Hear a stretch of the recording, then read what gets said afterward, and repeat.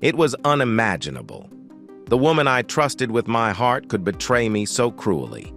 For 15 years, I believed we were building a life together, only to uncover the truth. She was tearing it apart behind my back. I walked in on her, my wife, with another man, right in our bed. The rage consumed me. Every lie she told, every secret she kept, pushed me closer to the edge. She thought I was weak, but she'll soon realize the lengths I'll go to make her pay. Now it's my turn. I will not stop until she feels the pain she inflicted on me tenfold. It felt strange driving into this driveway. It had been more than 10 years since I was here last. I turned off the engine, leaned back in the seat, and stretched. It had been a long trip, and I could feel it. I took my time looking at the old house. Wow, 10 years, and it seemed like just yesterday. Not much had changed. I opened the car door and stepped out into the cool afternoon air. It was autumn, and the evening air felt a little colder than it did a month ago. As I walked around the car, I waved my arms to loosen up my tired muscles. Okay, here we go, I said to myself. Let's get this done. I knocked on the front door and waited. I heard footsteps, and the door swung open. It was my mother. Hello? Hey, Mom, I said quietly. Her surprise was clear. Her eyes widened and her mouth dropped open. Rory. I could see her trying to find the right words. Sorry, dear, we didn't think you would come. To my father's funeral? Of course I came. She opened the door with her arms wide. Oh, Rory, my dear, I'm so happy to see you. She stepped back and looked at me closely. You look different. Yeah, I've been eating too much and not exercising enough. How are you doing, Mum? I felt her body shake as she cried, my shirt getting damp with her tears. She stepped back, and I walked into our family home. Just like outside, not much had changed. I could hear voices coming from the dining room at the back. I looked at Mum, and she said, Your sisters are here, too. A young boy ran down the hallway, shouting, Gran, come quick! Someone is on the phone for you! She smiled and gave my arm a light pat. Everyone's in the dining room. Come on, they're all going to be so happy to see you. The little boy flashed a big grin at me before running back down the hall. I followed Mom as she entered the dining room. Look who's here, she said, sounding a bit nervous. The room had been full of chatter and laughter, but when everyone turned to see who had arrived, the noise suddenly stopped. It was like someone turned off a switch. My oldest sister's face registered surprise. Rory, she said, taken aback.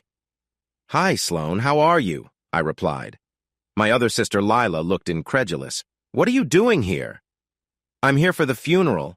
What did you think I came for? After 10 years, you think you can just show up? You haven't cared about us at all. What a surprise. I noticed a little boy standing next to Sloan.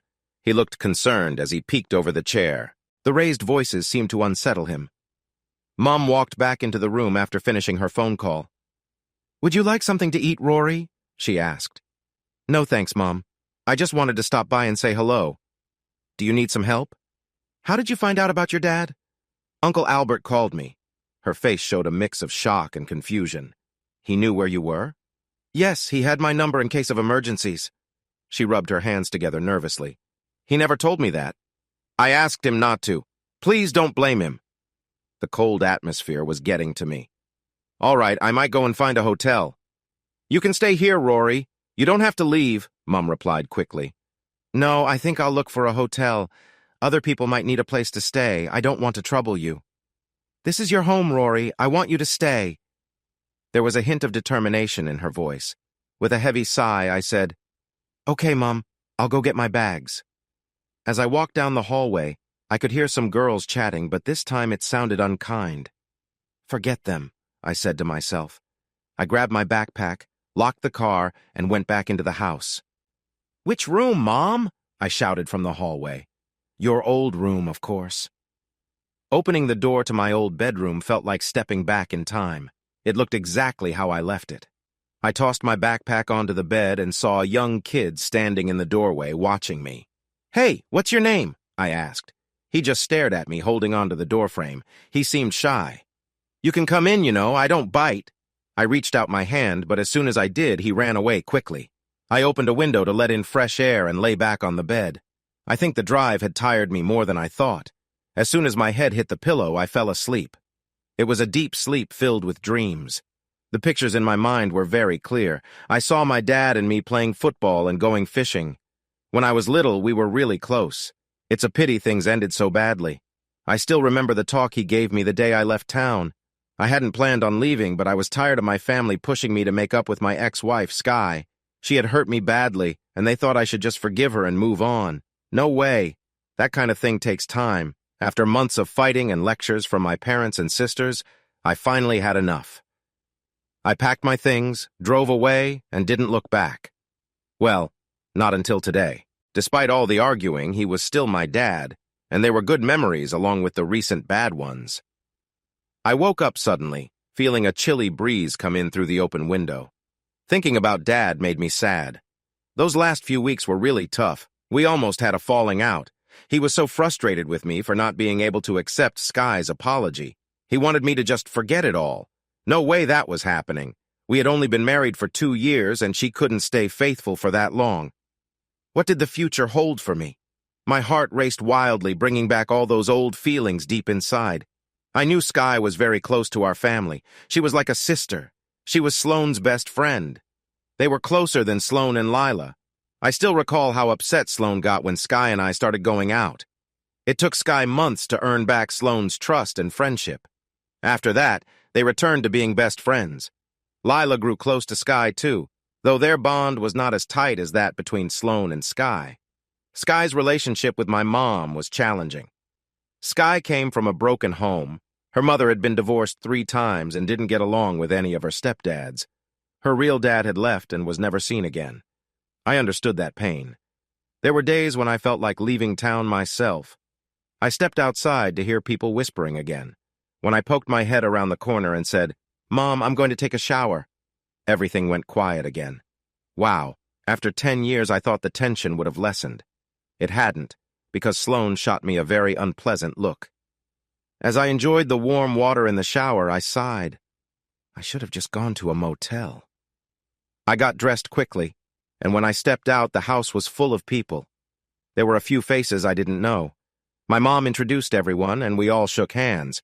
I didn't know the faces, but some of the names sounded a bit familiar. That's how it is in small towns. Everyone knows everyone, and of course their business too. The guys at least seemed interested in me. Hank, Lila's husband, asked what I did and where I lived. We talked about the usual things, and the conversation turned to football, much to the annoyance of the girls. Lila gave Frank a disapproving look every time he asked another question, silently conveying her thoughts. Mom kept busy preparing dinner, and Lila and Sloane joined her to help out. Mike, Hank, and I began discussing the funeral and the plans for it. They were making lists for everything we needed: food, drinks, cars, and when they got to the names of the pallbearers, I felt a jolt of surprise. They had already written down 6 names, and mine was not one of them. "I want to be a pallbearer. He was my father," I said firmly. "Absolutely not, Rory," Sloane snapped. "Dad would never want you. You didn't even talk to him." "I don't care. I should be a pallbearer at my father's funeral," I replied, standing my ground. Her husband, Mike, quickly jumped in. "You can take my spot, man. It's not a big deal." "No!" Sloane shouted. "Don't you all get it? Dad left clear instructions on who he wanted. That's why those names are on the list." I was taken aback by her words. "Sloane," I began to say, but she interrupted me. "No, Rory. Those were Dad's wishes. You can't just stroll in here after 10 years and think everything will be okay. It doesn't work that way." "Oh, so it was fine for my wife to be with another guy, and you think that's okay? You're being unreasonable." Mom shouted, "Stop it!" She looked around the group, her face tight with resolve. "I will not allow that kind of talk in my house. Think about Dylan. He shouldn't have to hear this." "Who's Dylan?" I asked. Hank pointed to the young boy. "Yes, maybe we could all just take a breath. Sloane, I'm sure your father would want Rory to be part of this. Just because they haven't talked doesn't mean he wouldn't want him to help. We need to consider this carefully." Mum began to bang plates and utensils on the table, and we all fell silent. The serious look on her face made it clear that there would be no arguing. I watched as she set the table. Just then, the front door swung open, and I recognized a familiar voice say, Sorry I'm late, Mom. Work was so busy. A young boy, who I was beginning to think didn't speak much, ran straight to the voice calling, Mom! I shot my mother a hard look, and she stared back at me without flinching. The room fell silent as Sky entered with Dylan beside her. Sorry, Mom. I thought today would never end. She walked around the table and greeted my mother warmly. She must have felt the tense mood because she turned slowly, and that's when our eyes met. Rory, she said in surprise. Oh my gosh, you're here. I nodded, still frowning. Yes, I am. The real question is, why are you here? She's here because, unlike you, she is part of this family, Sloane said softly. Mum shot me a fierce look, ready for a challenge. If you're going to stay for dinner, you should be polite. Sky looked blank, her lip quivered, and she held Dylan close. Everyone was looking at me. It felt like time had stopped. Their stares were full of expectation. I slowly pushed my chair back and stood up. I understand now. I have decided, Mum. I'm going to stay at a motel. She leaned forward, her voice sharp. You're not going anywhere. Tonight is not about you. It's about your father. We are all sad here, Rory. Sky and Dylan are part of this family. They will always have a place at our table. I shook my head and replied, Not while I'm here. See you later, Mum. Let me know when the service is. I turned to leave and was halfway to the door when Sky called out, her voice shaky. Rory, you don't have to go just because of me. Oh, yes, I do, Sky. My family might accept those who cheat, but I can't. I took a few more steps when Sloane yelled, I can't believe you, Rory. You're being ridiculous. I heard my mom and Sky upset, and Sky sounded really distressed. I could hear Lila trying to comfort her. It's okay, Sky. Forget him. He's being thoughtless.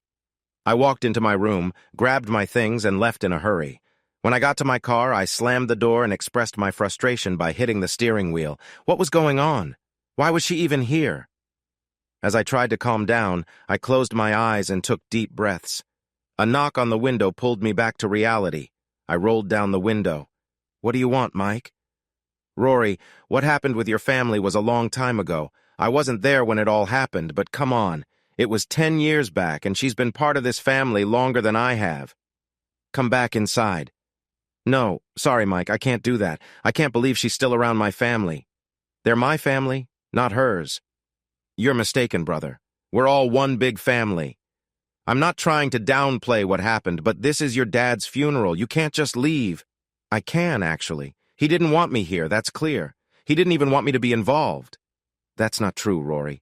I knew your dad well. He talked about you a lot. He missed you, and he told me that. Yeah, whatever. Thanks, Mike. It was nice to meet you. I just wish it was under better circumstances.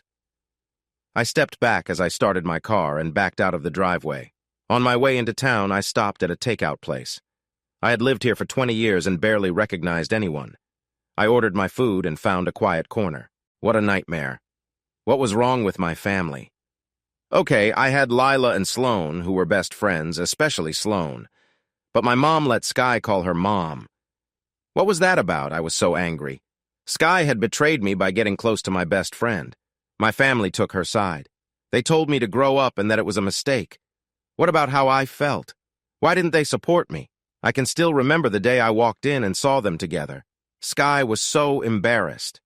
Derek, well, when he realized what happened, he felt really sorry. The trouble I got into for losing my temper was almost worth it to me. At least my dad stood by me in court that day. He talked to the judge and shared my side of the story. He said I wasn't a violent person and that what happened was from intense feelings. Because of what he said, I got a suspended sentence and had to do 300 hours of community service at a shelter for people who had been hurt. That's when the disagreements began. The day I got out, I told Sky to leave. She wasn't home when I got back. I packed up all her things and put them out on the driveway. When she came home, she begged me to let her stay. She cried and tried to talk to me, but I ignored her completely. I was so upset with her that I decided to start the divorce the next day. Sky must have talked to my parents because both my mom and dad came to see me. I remember the serious look on my dad's face. Son, Sky made a big mistake, but you have to stand strong. She is your wife, and you can't just walk away from your promises. I was shocked. What about her promises? I shouted. Son, she did something wrong, and we all know that. But we have talked to her, and she is sorry for what happened. She made some poor choices, Rory. I always told you that guy was bad news, but you didn't listen. She just had to make better choices. Sorry, Pop, but she's gone for good. Rory, I'm asking you. Please don't do anything hasty. The poor girl is really upset. She has been at home for 3 days, feeling ashamed and embarrassed. I'm concerned about her. Then just let her leave. It's better this way. Rory Williams, Mum said sharply. You don't mean that. Holding back tears, I said, Yes, I do, Mum. She lied to me and hurt me, and I want nothing to do with her again. As they were about to go, I handed them the papers. If you see her, give these to her. Mum was very upset as Dad helped her to the car. I even received a visit from Sky's mother. She started expressing her anger the moment I opened the door. It was simple. I just shut it in her face. It felt like everyone was on her side. I couldn't figure it out. Why, for goodness sake? In the next couple of weeks, things only got more intense. I had some loud disagreements with both my sisters. Mom and Dad tried many times to bring us together, but I refused each time. They even invited me to dinner, but Sky was there too. That really upset me. The last time, she was in front of me, visibly upset. Please, Rory, let me explain. Can we talk? No way! This is your fault. You made choices, and it seems like you don't care about the consequences. I can't imagine how many times this happened. If I hadn't found out, nothing would have changed. Dad quickly came over and grabbed me. Stop! Do you hear me? Just stop. She wants to talk. She made a mistake. You need to act like an adult, son. Rory, she's your wife, Mom shouted. Your wife! I tried to walk away, but Dad held me tightly. Rory, if you leave now, you will not be welcome back here. I won't allow my son to act like this. This family will turn their back on you if you don't try to fix this.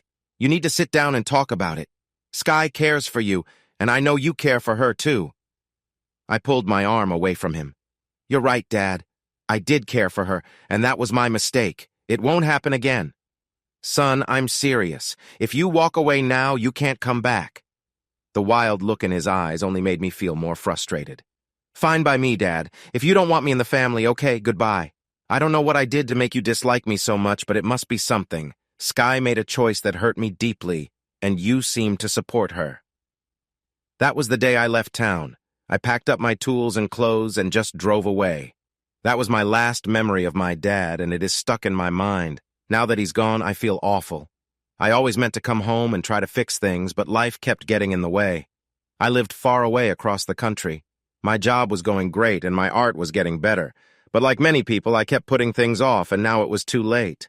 Lying in my motel bed, I could hear cars rushing by, horns honking, and trucks rumbling.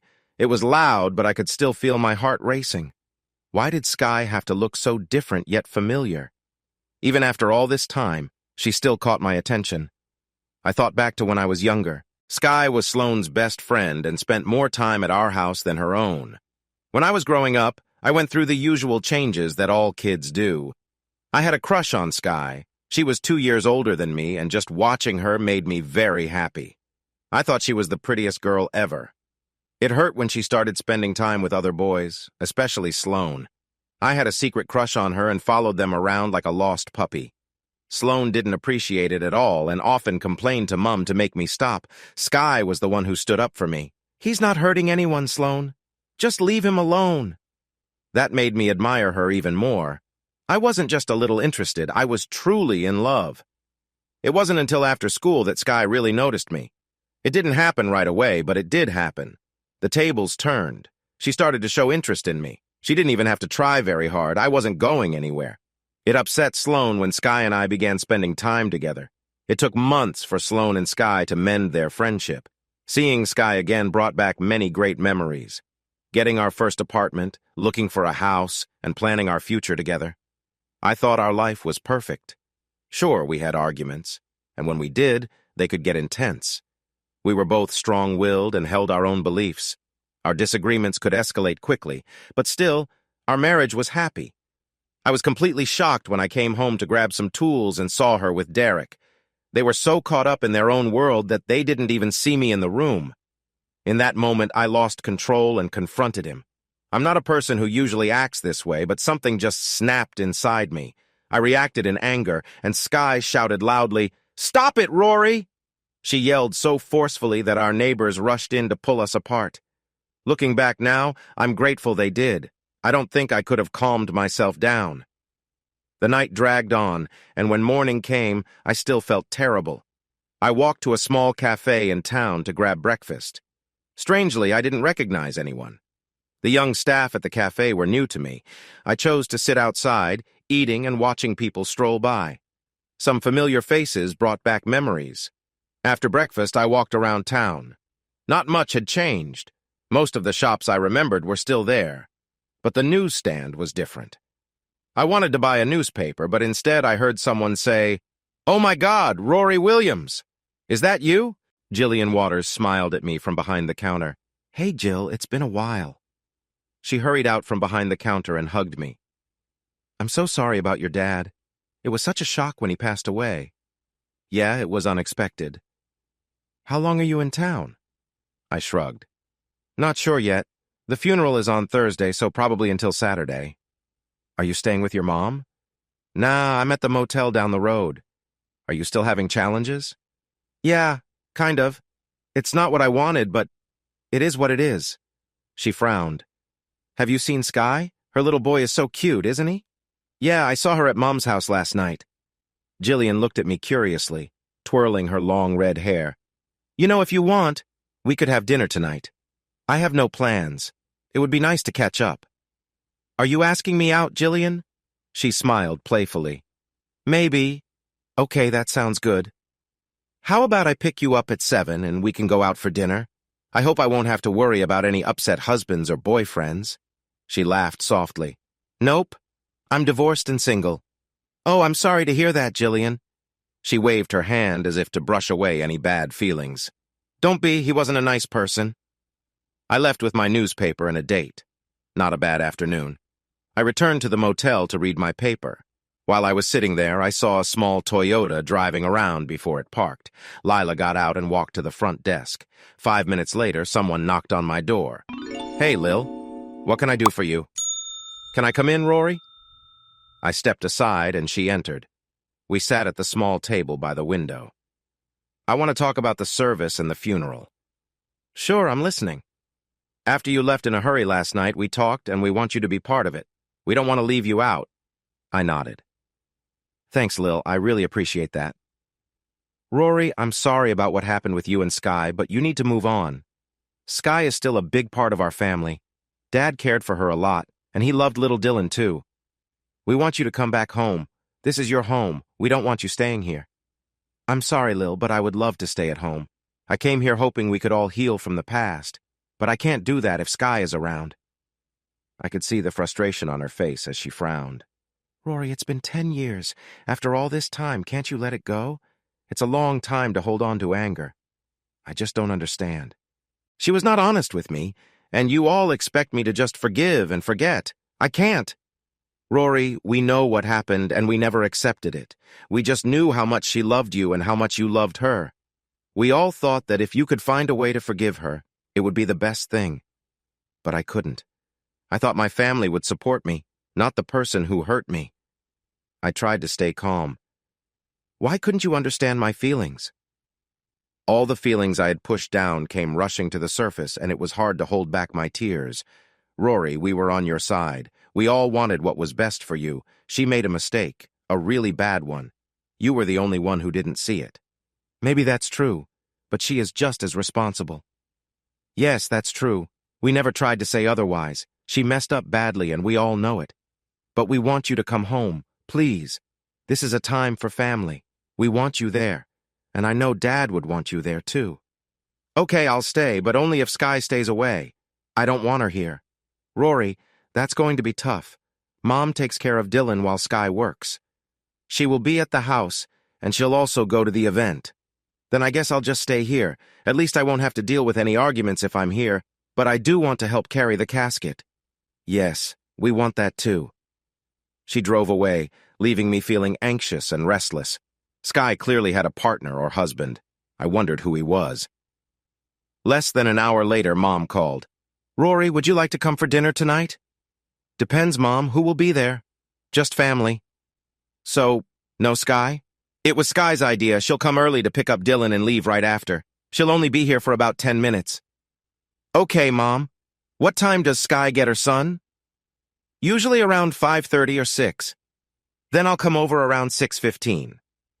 Rory, can you please be nice for just a few minutes? Would it really be that bad for you? I'd rather not get involved. If we don't see each other, then there won't be any issues. Rory, come by this afternoon. We're going to discuss the service and we want your thoughts. As I stepped inside, emotions hit me hard again. When I entered the dining room, Lila jumped up and hugged me tightly. Mom hugged me too, but Sloane just stayed in her chair. We talked about the service, and Mom asked if I wanted to speak. I thought for a moment and said, yeah, I would. Who is giving the eulogy? Lila and I will, Sloane replied sharply. Then I'd like to speak after that, I said. We went through the details a bit more, and then Mom suddenly said, excuse me, I need to pick up Dylan from school. Once Mom left, the tension in the room was intense. The silence grew uncomfortable until Sloane broke it with, why are you being so difficult about Sky? Dinner is always with Mom. I'm not joining. I just don't want to be here when she is. Come on, Rory, she and Mom are really close. You're making Mom pick sides. Well, she should have chosen when she found out that Sky was unfaithful. That should have been the moment. Oh, for goodness sake. We all tried to do what was best. We wanted to help you stay together. I didn't want to stay with her. I needed my family to support me, not her. Seriously, you can be so stubborn. We all thought she made a mistake, but we listened to her. She wanted to apologize. She was trying to explain, but you shut her out. Rory, she was hurting. She really cared about you. No, she didn't. If she did, she wouldn't have been with someone else. People who care for each other don't run off with others. She made a mistake, Rory. You aren't perfect either. You made a lot of mistakes when you were younger. That may be true, but I never acted against trust. The argument grew tense until Mum came in with Dylan beside her. He quickly hugged Lila and Sloane, but seemed hesitant to approach me. At least Mum stopped the disagreement. A thought struck me. Oh no, sorry, Mum, I can't stay for dinner, I forgot.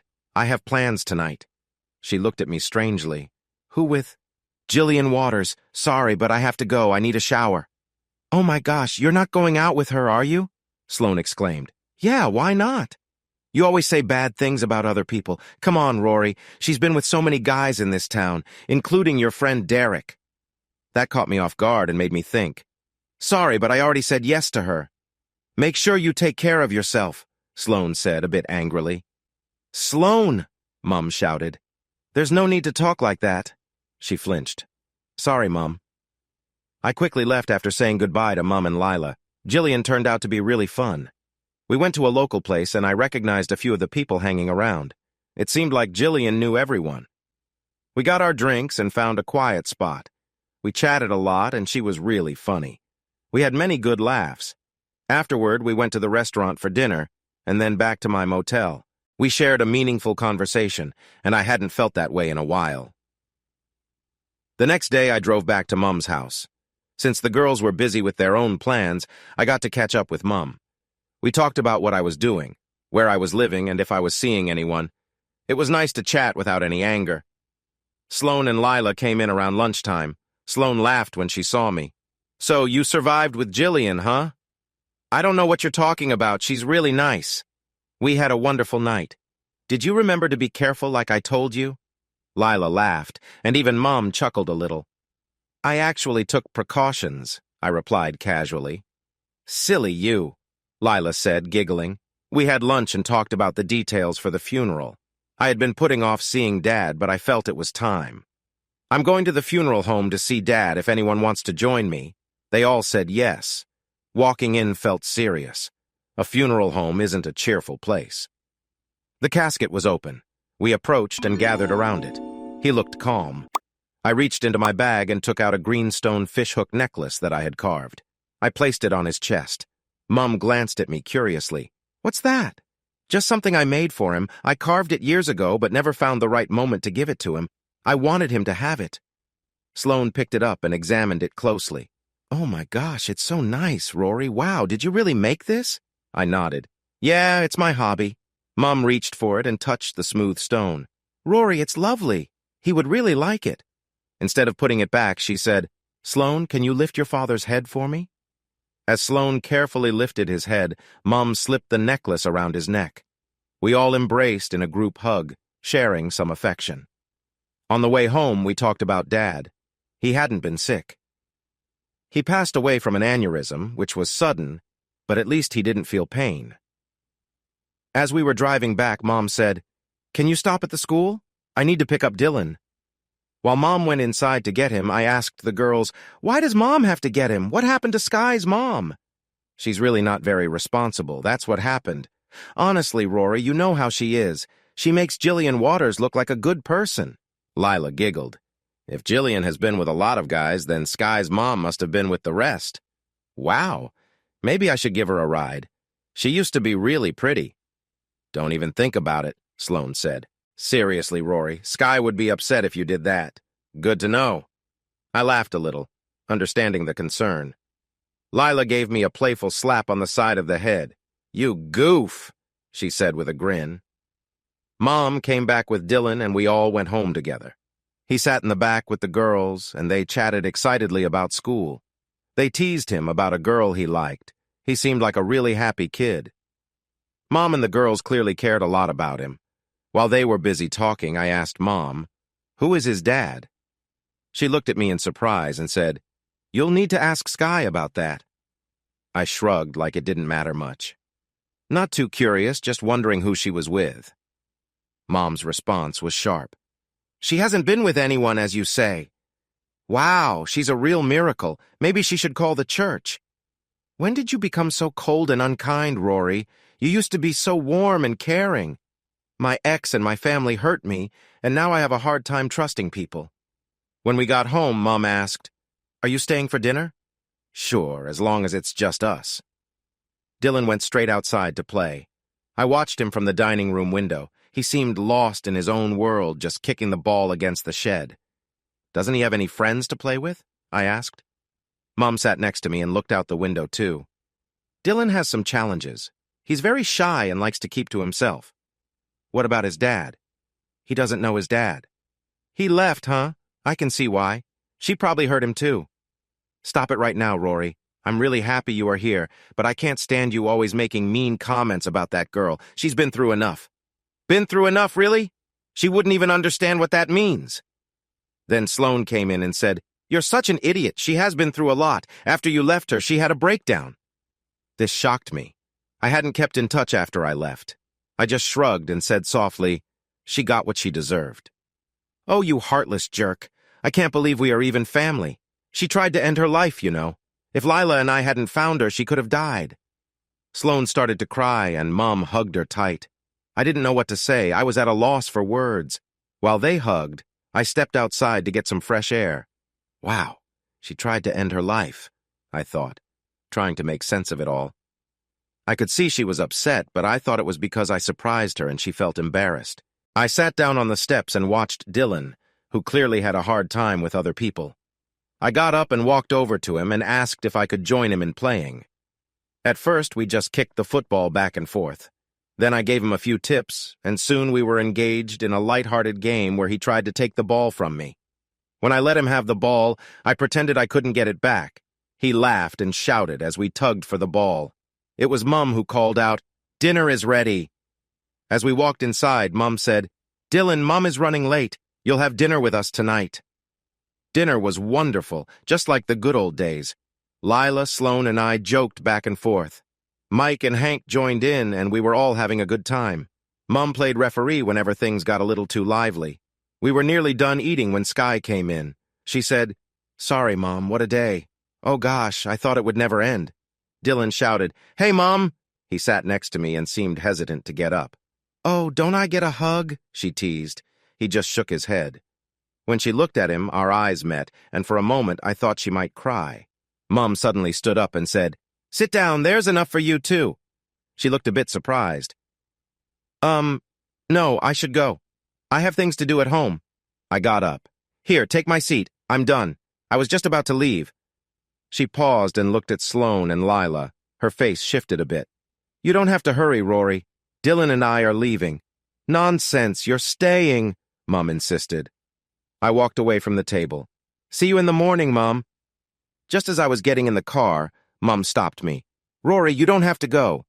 "Yes, I do. It's better this way." She has moved on, and I have too. If I'm lucky, Jillian might be free tonight. Mum frowned. Don't say that, son. She's not a kind girl. Why? Because she has relationships with guys? Wow, Mom, that's really unfair. Just be careful. I drove back to the motel and called Jillian. She was free, so we met up at the pub for dinner. Again, it was a pleasant evening. We enjoyed some drinks, shared laughs, played pool, and had a few more drinks. While we waited for our turn at the pool table, I asked, Jillian, what do you know about my ex, Sky? She thought about it for a few moments before answering. I know she was in a hospital for a while after she tried to hurt herself. How did that happen? She hurt her wrists. Your sisters found her. Just then, a guy signaled it was our turn to play, and I asked, Who is the father of her son? She shrugged. I don't know. She never mentioned anyone I know. She seemed really upset when she came back. So she doesn't live with anyone? No, she's a loner. I think you spoiled her. Me? I haven't seen her with anyone. She clearly spent some time with someone, but she doesn't hang out with any guys. The evening was full of strong feelings. She was full of energy and excitement. With the funeral set for 11, everything felt rushed. I drove straight to my mom's place, and I saw a group of people already there. The whole family was gathered, along with Sky and Dylan. When Dylan spotted me, he ran over and asked for a hug. I tried not to think about the fact that he was Sky's son. We hugged, and then he walked with me to the others. Hank and Mike both welcomed me warmly. Lila and Sloan hugged me tightly, and my mom mostly fell into my open arms. It's going to be okay, Mom. We are all here for you, I said. She leaned against me, and I felt her shake as she cried. Sloan and Lila joined our hug. It was a touching moment. Dylan stood next to me, and Mom said, Can you pick him up for me, please? I bent down, and Mom hugged him, wrapping her arms around both of us. I love you, Nana, Dylan said, wiping his tears.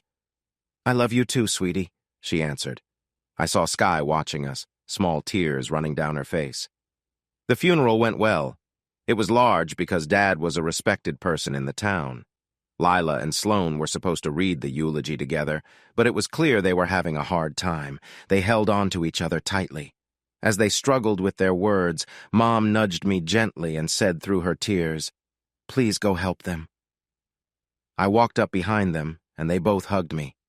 With their arms around my shoulders, I stood between them and read the eulogy. I wasn't doing much better, but together we managed to get through it. They were going to leave at the end, but I asked them to stay while I shared my part.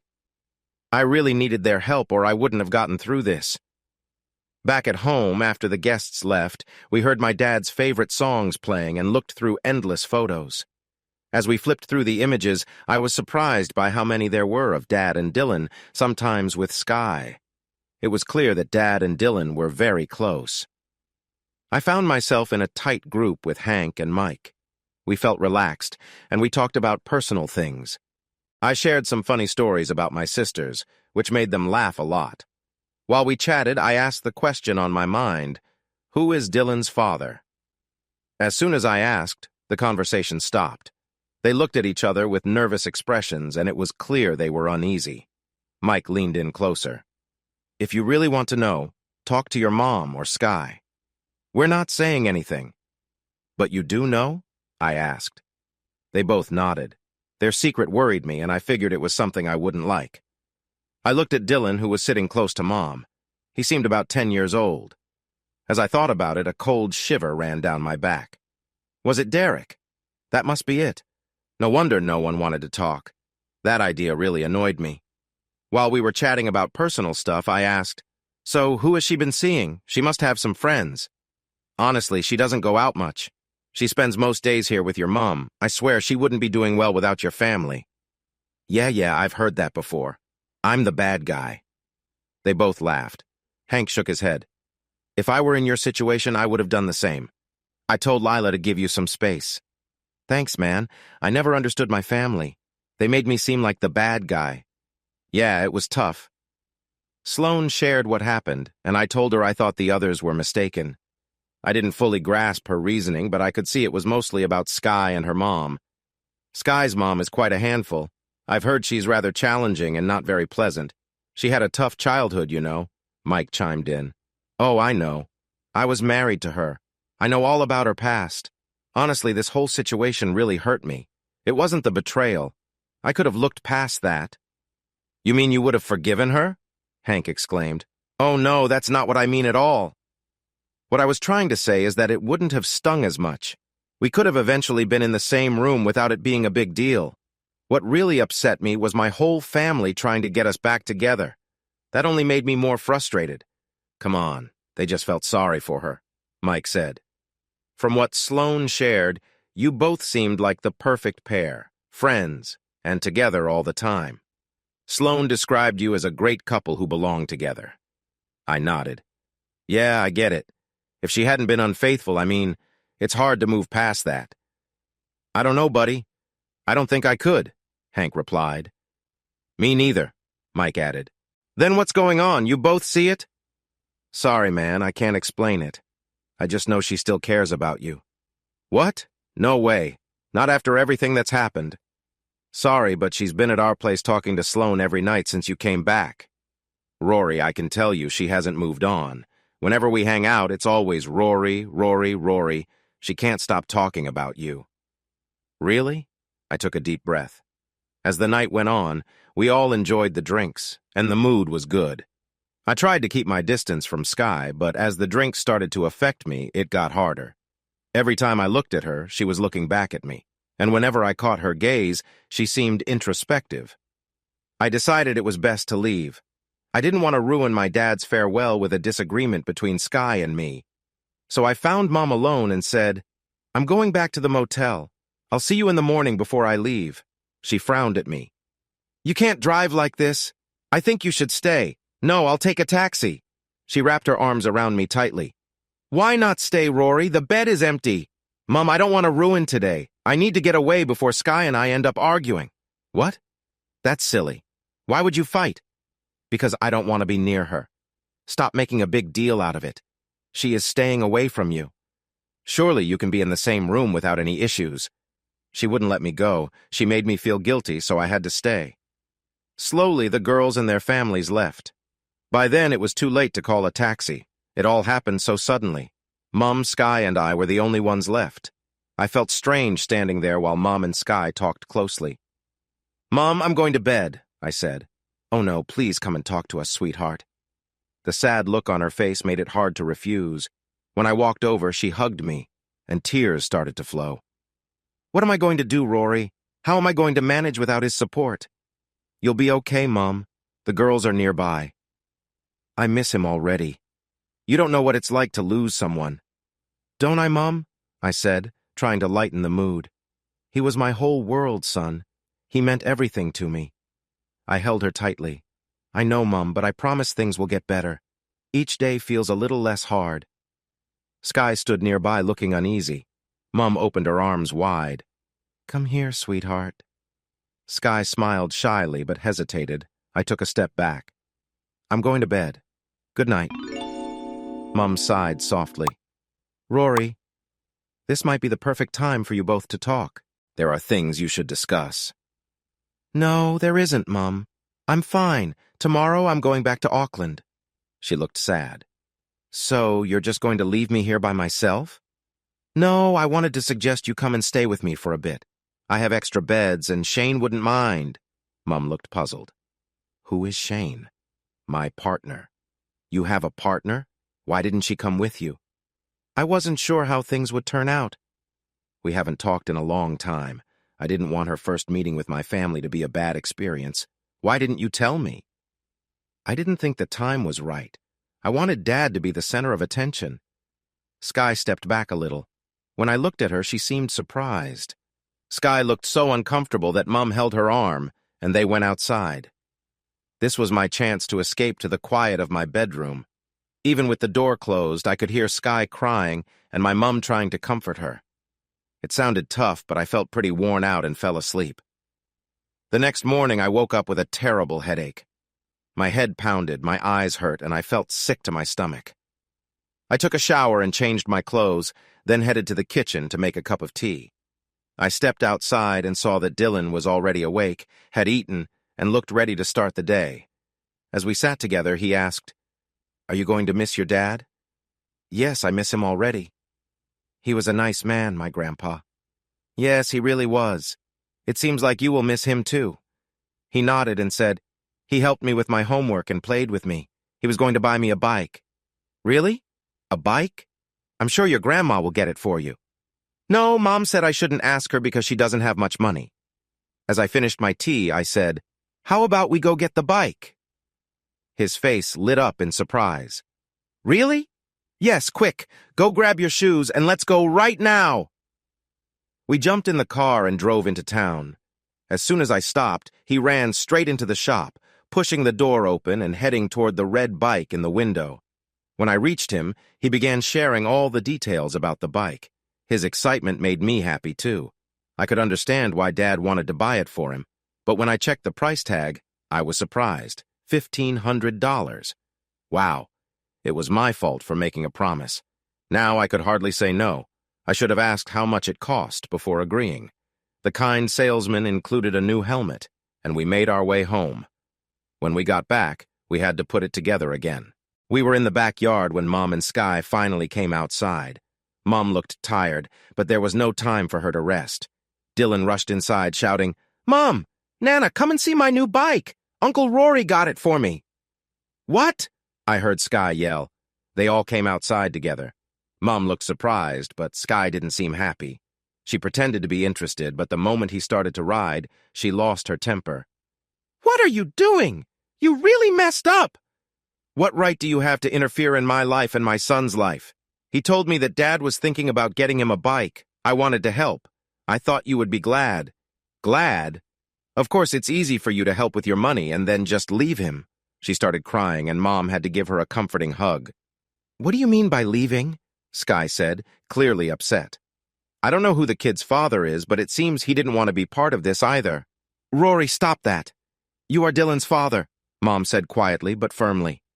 I felt stunned. What do you mean I'm the child's father? Sky sighed heavily. I was going to have a baby when we broke up. And how do you know he's mine? Mom cut in. Oh, for goodness sake, look at him, son. He looks just like you. No way he does. He looks more like Derek to me. Sky ran towards me, her frustration evident. You shouldn't be so quick to judge. You left us. You just walked away. I had to raise him by myself. Where were you when we needed you?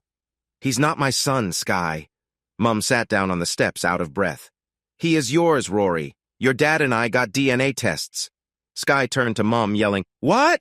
Why would you do that? You always said you believed me. I did, dear, but we wanted to be sure. We hoped to reach out to you and show you the truth. I don't believe you, Mom. Sorry, but that seems too easy. DNA tests? Show me the proof. Mom stood up slowly, giving me a stern look. All right, then. She walked inside, leaving Sky and me looking at each other awkwardly. Mom soon returned with a big manila envelope and handed it to me. Read it yourself. There was no denying it. The proof was clear on the page. Sky wanted to see it too. We all sat down heavily on the steps. Why didn't you tell me, Mom? We tried, but it was hard to find you. We heard you went to Australia, and after that, we lost track of you. We did everything we could, but we just couldn't reach you. Why did you get involved with that person, knowing you were pregnant? I didn't know. I found out only when I went to the hospital. She looked regretful. I'm sorry, Rory. I wanted to explain so many times, but you wouldn't talk to me. I felt so ashamed. I don't know why I did it.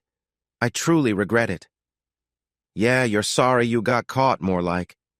That was the only time, I promise you, just once. Why? Just tell me why. You didn't even like him. She started crying again. I don't know. I've asked myself that so many times, and I just don't have an answer. You're right, I couldn't stand him. Yeah, you have a funny way of showing it. I messed up, I know. I made a terrible mistake. I don't know why it happened. I just did. He was always around, always joking and saying nice things to me. He did it many times, and one day I finally gave in. I know it was a weak moment, and I have no good reason. It was just a silly choice. Mom and Sky embraced each other gently. Mom looked up at me, her eyes full of hope, with tears falling down her cheeks. I couldn't find the words to say. Nothing I thought of made sense. I could see Mom wished for me to say something or help in some way, but I just couldn't. Dylan ran into the yard and suddenly stopped. The smile on his face was bright and happy. He came over and wrapped his arms around my neck, breathless with excitement. "Thanks, Uncle Rory. I can't believe how wonderful it is." I hugged him back, and knowing he was mine made everything feel different. "It's all right, buddy. I'm glad you like it. I think Pops is up there smiling down on us." Mum chimed in. "He really would." With Dylan held close, I didn't want to let him go, but he needed to get back to Nana and his mum for some more cuddles. He was determined to jump back on his bike and ride away again. I stood up and started walking in circles. "So what happens now?" Sky scoffed. "Nothing. You go back to your wife in Auckland, and Dylan and I keep living our lives. We did fine without you. We don't need you." I noticed Mum frown at Sky's harsh words. "Sweetie, things need to change now." "Why?" Sky shot back. "He didn't care before, and we managed just fine without him." "No, dear, that's not fair. Dylan is Rory's son, and he deserves support." As I walked, I got lost in my thoughts. I couldn't just leave things like this. "I'll send money every week, Sky. If I had known, I would have started already. I would never avoid my responsibilities." "You're lying," she yelled. "You left me. You had responsibilities. You didn't even let me apologize." "I didn't leave. You pushed me away.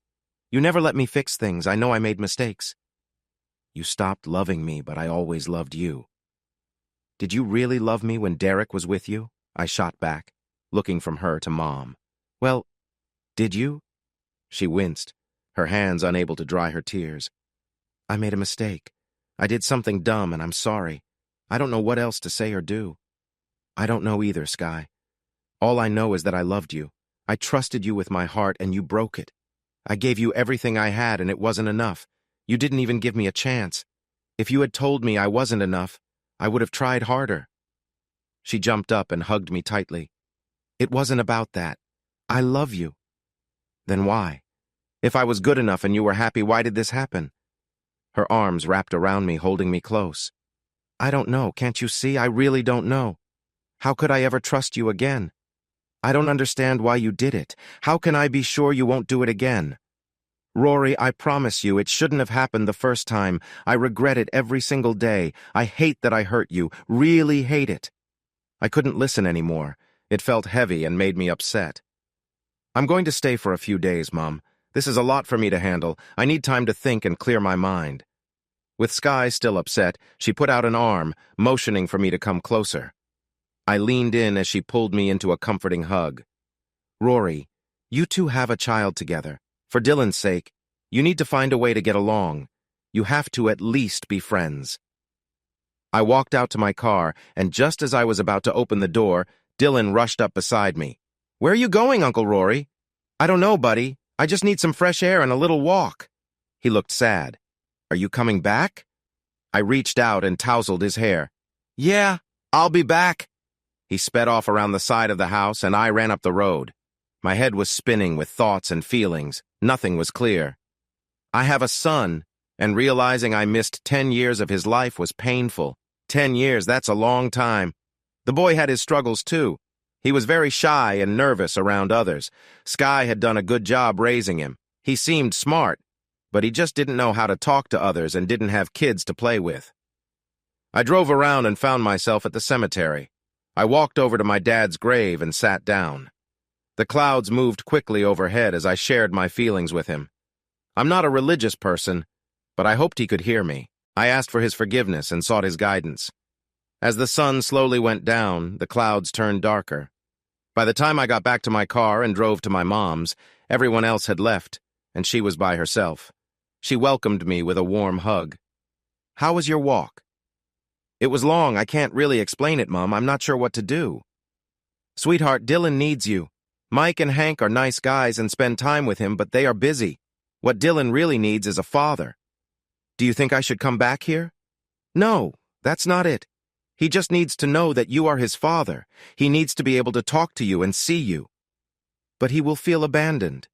He will wonder why I didn't talk to him for 10 years. He won't resent you. That boy doesn't know how to hold on to anger. I would have been there for him, Mom. I really would have." "I believe you, Rory. I never doubted that. What about this woman you are with, Shane? Our relationship is easygoing. We don't live together. How long have you been together? We've been together for about 2 years, I guess. But you don't live together? No. She stays over some nights, but she values her space. She doesn't want to settle down. What does that mean? It means she isn't ready for a committed relationship. I could see that Mum didn't fully understand. Look, Mum, we are just seeing each other casually. She dates other people, and I do too. It works for us right now. My goodness, young people today. That seems so unconventional. But you thought it was fine when Sky had her own way of handling things.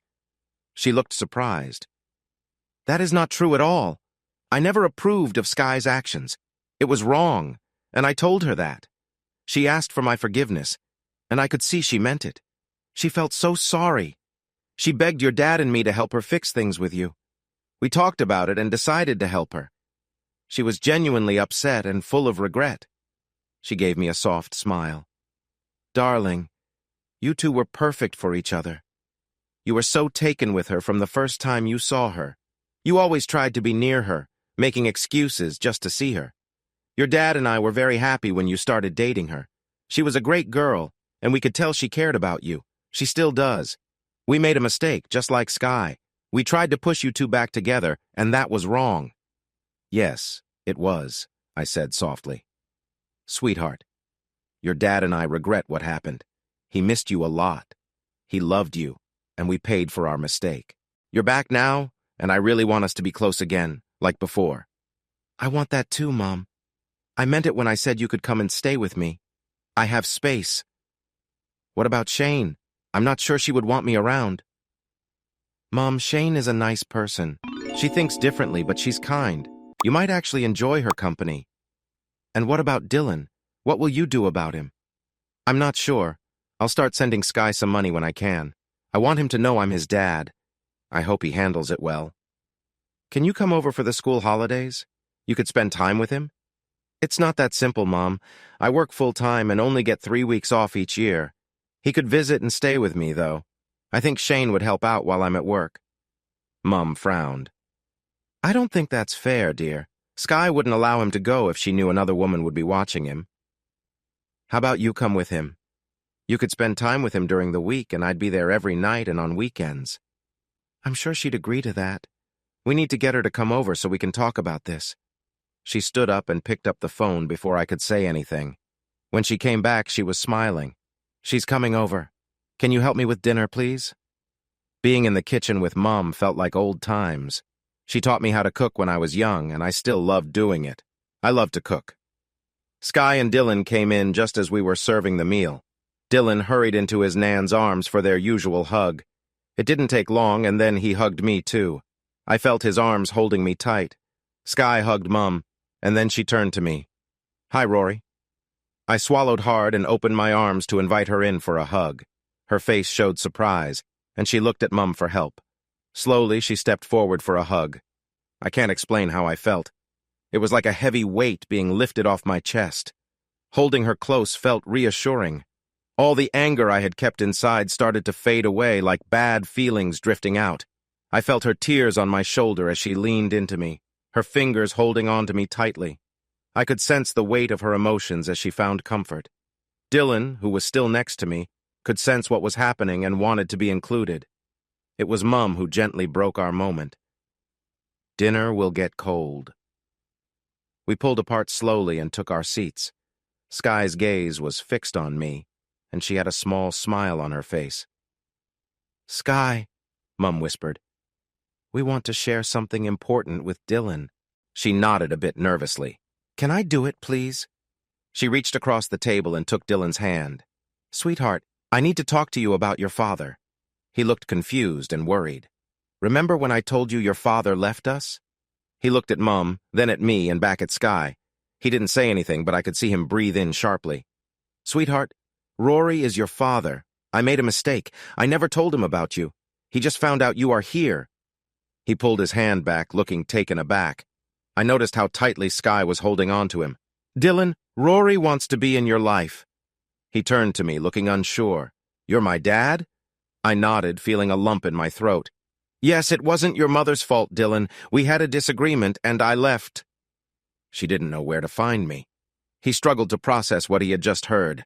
It felt like a huge shock. He dropped his fork onto his plate, making food scatter everywhere. He pulled his hand away from Sky and ran off. I heard the bedroom door slam, and then Sky started to cry. "We shouldn't have told him. Oh no, what have we done?" Mom stood up and walked over to hug her. "He'll be okay, sweetheart. He just needs some time. Let's wait a bit, and then we will go and talk to him." Later, they both walked to Dylan's room to speak with him. I could hear their quiet voices as I cleaned up. About an hour later, Mom came out, hugged me, and said, "Go talk to them. Please be gentle, no yelling." Sky and Dylan were sitting close together on his bed. I sat next to him and put my arm around his shoulder. "I'm sorry I haven't been around, Dylan. If I had known about you, I would have come here sooner." I felt him lean against me, resting against my side. Sky looked at him and said, "Dylan, sweetheart, I love you." She looked at me and then added, "We both love you very much. Rory wants to be a part of our lives, and I think we should let him." To reassure him, I leaned down and said, "Your mom is right, Dylan. I care about you and want to be part of your life. But you don't live here." "That's true. But you can come and visit me, and I can visit you as often as I can. We can talk every day." Sky's expression changed slightly when I mentioned aspects we hadn't discussed before. A concerned look came over her face. We stayed like that for a while. Then Mom popped her head in the door and asked, "Is everyone ready for dessert?" "We're having ice cream and jelly," she said, breaking the silence. Dylan jumped down and ran into his Nan's arms. Together, they walked into the dining room. Sky looked at me. "Rory, we need to talk about this. I'm not sure about Dylan staying with you." "We can figure it out, Sky. I promise it won't happen until you are okay with it.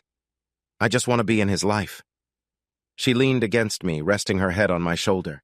I put my arm around her shoulders and pulled her close. We shared a warmth. "I'm sorry, Rory. I'm sorry for everything."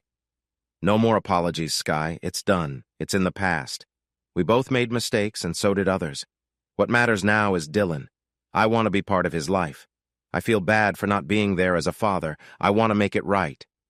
"You forgive me?" she asked, sounding surprised. "Yes, Sky, I forgive you. Can we move forward? Will you let me be part of Dylan's life?" "Yes, he needs a father." In the next few days, Sky took me to Dylan's school and introduced me to his teachers. I learned about his challenges. We played a lot of football together, with Sky joining in too. I helped Dylan with his homework. Sky and Dylan stayed at their mother's house every night, and we began to learn more about each other. By the end of the week, I felt sad to leave. We shared hugs, and there were many tears. The long 3-day drive home gave me time to think about my life. When I got home, Shane was happy to see me. We spent the night talking, surrounded by warmth and comfort. As we relaxed together, I shared everything that was on my mind. Shane was surprised by what I revealed, and even more shocked by my thoughts about Dylan coming to live with us. I also opened up about my feelings. "Shane, I want us to be a real couple. I want you to move in with me. I want Dylan to be part of a true family. He needs that." "Rory, I'm not sure I'm ready for that. Wow, you can't just come in and drop this on me like that. I do love you, but that is a big step." "Shane, I felt like this for a long time. I'm tired of not knowing where you are or who you are with. I want a real relationship." We hugged, but I could tell my words didn't sit well with her. It became clear that Shane was being honest. She didn't want the same level of commitment that I was asking for. Her visits became less frequent, and a gap grew between us. Strangely enough, I didn't mind it much. I guess I wasn't as into casual dating as I thought. It had always been a problem between us. There were times I invited her out to dinner, but she often said no. Her words felt cold. "Sorry, I have plans tonight. I can't change them." The first time she said no really hurt. I mean, I knew it could happen. She was very honest with me right from the start. At first, the idea of no strings-attached relationships sounded good. I convinced myself that's what I wanted.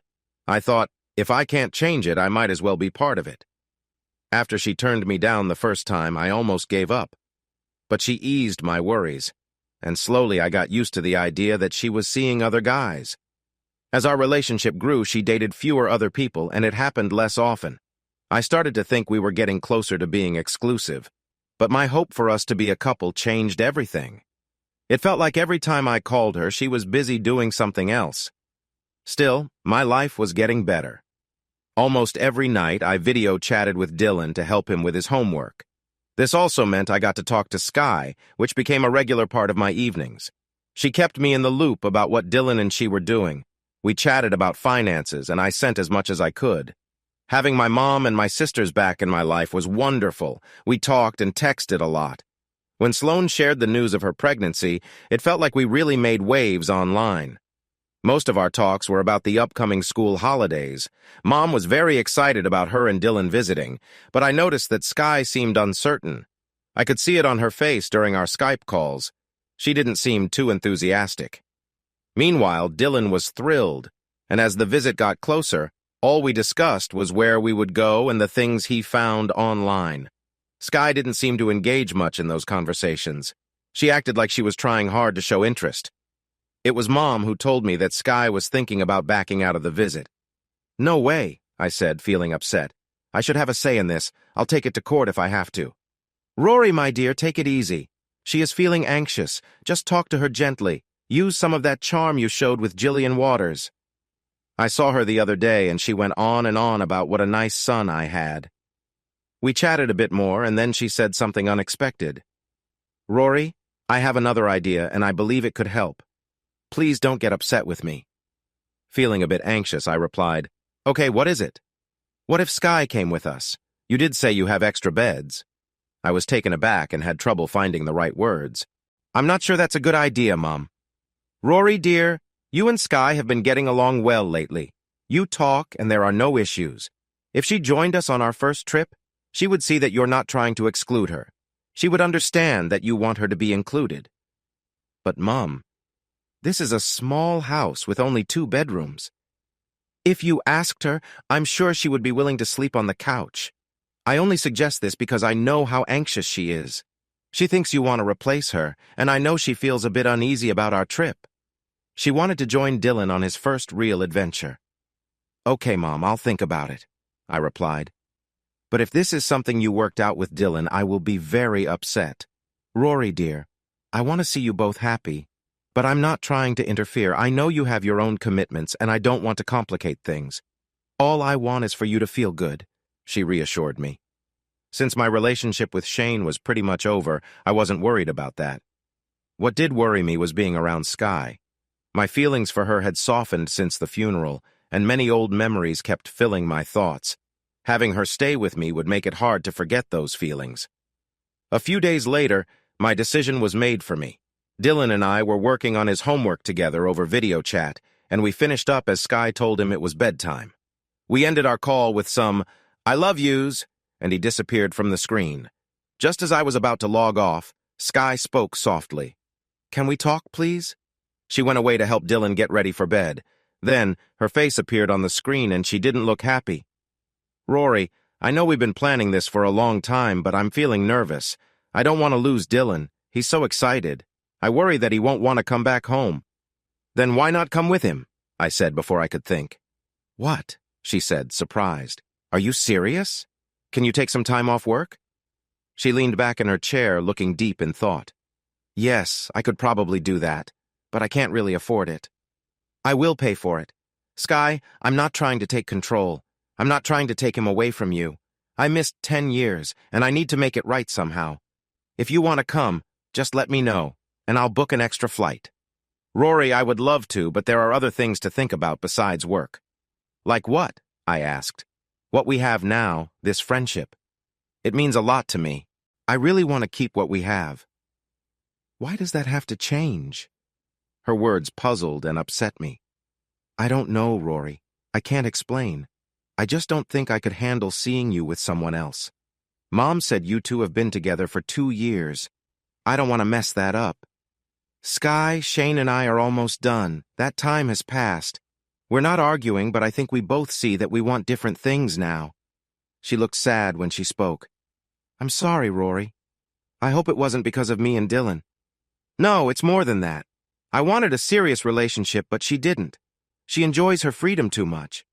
"Wow, she sounds distant." "No, that's not true. We were honest with each other from the beginning. It just came to an end. so please don't let that stop you. I would really like you to come with Dylan. The sleeping arrangements might be tricky since I only have a 2-bedroom place. One of us is sleeping on the couch. She laughed softly, and the sound made me feel warm inside. I remembered when her laugh used to fill the room. It was one of the things I really liked about her. I missed that laugh. This was the first time I had heard it in a long time. I'll sleep on the couch, I said. We could take turns, she suggested. You mean I would get to share a bed again? I joked. I could tell she saw the humor in it, but her smile faded slightly. Sorry, I said quickly. The next day she called me and confirmed her time off. I reserved an extra seat for her. That night my mom called me. That was a nice thing to do, Rory. Thank you. I went to the airport to pick them up.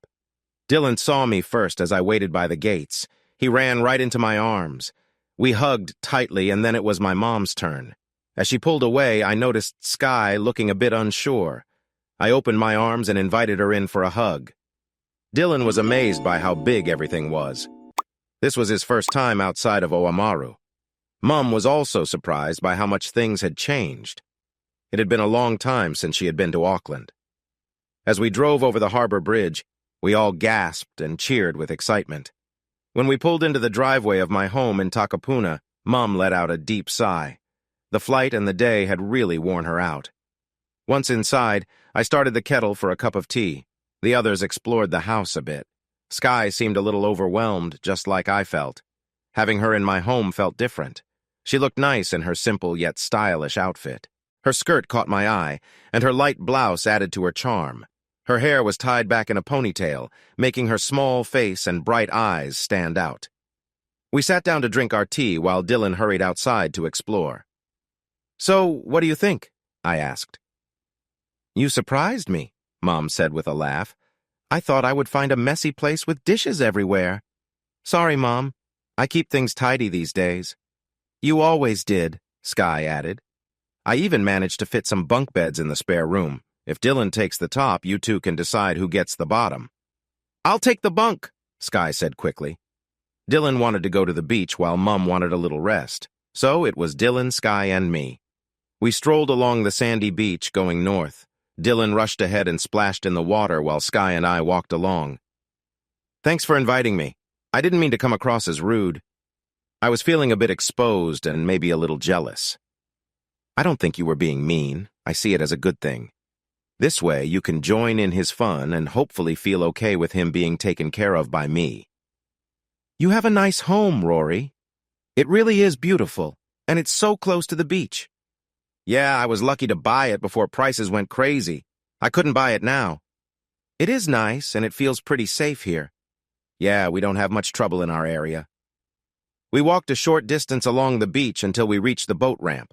Across the street was a restaurant. Ice cream? I suggested. She called Dylan, and we went to get ice cream and a drink. We chatted about everyday things, Sloane's pregnancy and Sky's job. She worked at a pharmacy as a shop assistant, mainly handling the photo development machine.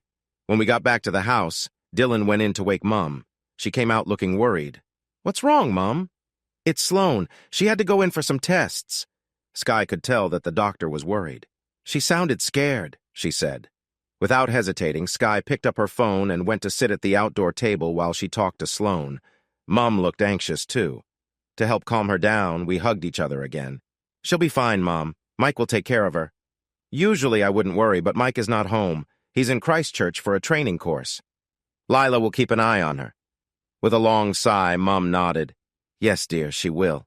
But I can't stop myself from worrying. We had a simple dinner, and then Dylan wanted to go down to the beach. While Mom and Sky chatted with Sloane again, Dylan and I decided to take a walk. The beach was full of kids playing with a ball. Dylan looked amazed. We sat in the sand and watched them. Why don't you go and join them? I suggested. He shook his head. I could tell he wanted to play, but he was too shy to ask. I took his hand and stood up. Hey, can we join? I called out. They waved us over, and it didn't take long for him to fit right in. I slowly moved away and sat down to watch. He was having so much fun that I shouted to him, Dylan, I'm heading home. Come back when you're done, buddy. He waved back but quickly forgot I was there. When I got home, Sky looked at me with a worried expression. Where's Dylan? He's down on the beach playing with the neighbor's kids." "What?" she cried, running off to the beach to find him. Mum shook her head. "She never learns. She won't let him grow up." About 20 minutes later, Sky returned with a huge smile. "You won't believe this," she said, looking a bit surprised. "In 10 minutes, he made more friends than he did in 10 years at home. Mom, he's having a great time." Dylan came back later as it started to get dark. We heard him saying goodbye to his new friends by the gate. The hard part was getting him to sleep because he was so excited. My mom went to bed early, which left Sky and me alone. I was worried about being alone with her, especially with so many feelings involved. We talked about many things: her job, my move to Australia, and the 2 years I spent working at different places along the East Coast. Then, she suddenly asked, "I guess you've had a lot of girlfriends?" "A few," I replied softly. "I didn't go overboard, but I've had my share." "What about Shane? Is that her photo by your bed?" "Yeah, that's her." "Wow, she's really pretty." "Yes, and she's a nice person, but we're in different places right now." "What does that mean?" she asked, looking confused. Well, she wanted to keep things the way they were, but I was hoping for something more serious. "Were you in love with her?" she asked carefully, almost as if she was afraid of the answer. "I'm not sure. I liked her a lot, and we were together for about 2 years. Now I'm not so sure it was love. You said she went out with other guys. Did you go out with other women?" "A few, not many. I didn't really want to. I think I did it just to show her I could if I wanted." "That seems a bit twisted." "Yeah, I guess it does. What about you?" She shook her head. "No, I didn't have time." "That's not true. You had time. And I know how many guys were interested in you." "Ha!" she laughed. "Nobody wants to date a woman who's a little complicated." "What about Derek?" "What? I didn't even like him. I never liked him." "Still, you spent time with him?" "Yeah. Strange, right?" "Why, Sky?" That's the question that has bothered me since it happened. "I don't know. I really can't explain it. I was home from work when he showed up with a story about looking for you. I told him you were at work. Instead of leaving, he just stayed. He brought a couple of drinks, and we sat down to talk. Then, suddenly, we found ourselves together. I don't remember much about it. To this day, I don't remember how it happened." "Do you think he gave you something?" I asked, feeling unsure. "What? No, he wouldn't do that." She gasped, but her frown showed that she had doubts. I watched her think back on the events. "I don't know, Rory. It was 10 years ago. My memory is hazy. I remember being with him, and then I saw the shock on your face, and I realized what had happened. I remember being upset." "What happened to him?" I asked. "I'm not sure. He left town and went to Christchurch. He wanted me to go with him, but I couldn't. I hated him even more after what happened." She gave me a strange look. "I wish you had confronted him, but that would have meant you going to jail, and I didn't want that. If the neighbors hadn't come in when they did, I think I might have." She shivered. Was I going to be next? "What? No. I could never have done that." "I don't know, Rory. I've never seen you this angry before." "What happened after I left?" I asked, trying to change the topic. She sniffled, wiped her tears, and whispered softly, "I fell apart. I realized I ruined our life together. All our dreams, all the things we hoped for. I lost control." She broke down, her body shaking with emotion. "I thought about giving up. I was so lost. I didn't even know I was expecting until I got to the hospital." I couldn't stand to see her crying so hard. I wrapped my arms around her and held her close. She leaned on me, her head resting against my chest. "I can't believe how lost I was. Dylan would have been affected." "I'm glad you're okay," I whispered into her hair, which smelled nice. "Because of Dylan?" "Yes, partly. But I can't bear to think of you being away like that." I felt really sad when Mom told me.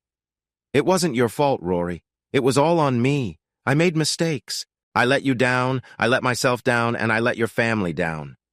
We sat close together in silence for a long time, feeling the warmth around us. Auckland can be like that this time of year.